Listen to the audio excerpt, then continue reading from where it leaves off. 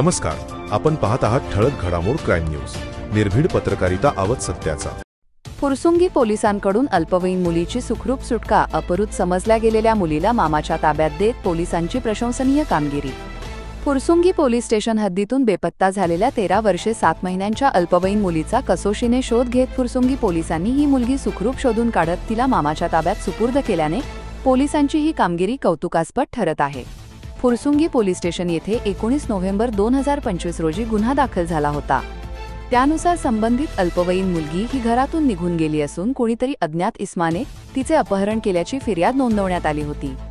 वरिष्ठांचे आदेशानुसार या गुन्ह्याचा तपास पोलीस उपनिरीक्षक विनोद पवार, पोलीस अंमलदार शिंदे व गावडे यांच्याकडे सोपविण्यात आला होता.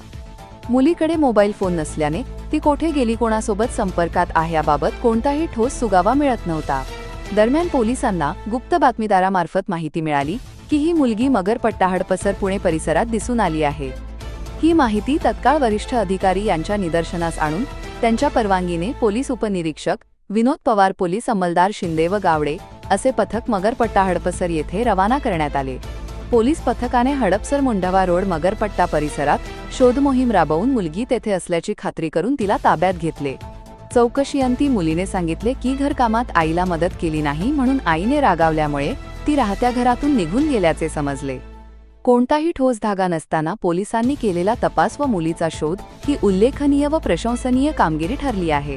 ही कारवाई डॉक्टर राजकुमार शिंदे, पोलीस उपायुक्त परिमंडळ 5 पुणे शहर यांच्या मार्गदर्शनाखाली अनुराधा उदमले, सहाय्यक पोलीस आयुक्त हडपसर विभाग पुणे शहर तसेच अमोल मोरे, वरिष्ठ पोलीस निरीक्षक फुरसुंगी पोलीस स्टेशन यांच्या सूचनेनुसार पोलीस उपनिरीक्षक विनोद पवार, पोलीस शिपाई शिंदे, पोलीस शिपाई गावडे यांनी मोलाची भूमिका बजावली असून त्यांच्या कार्याची प्रशंसा होत आहे.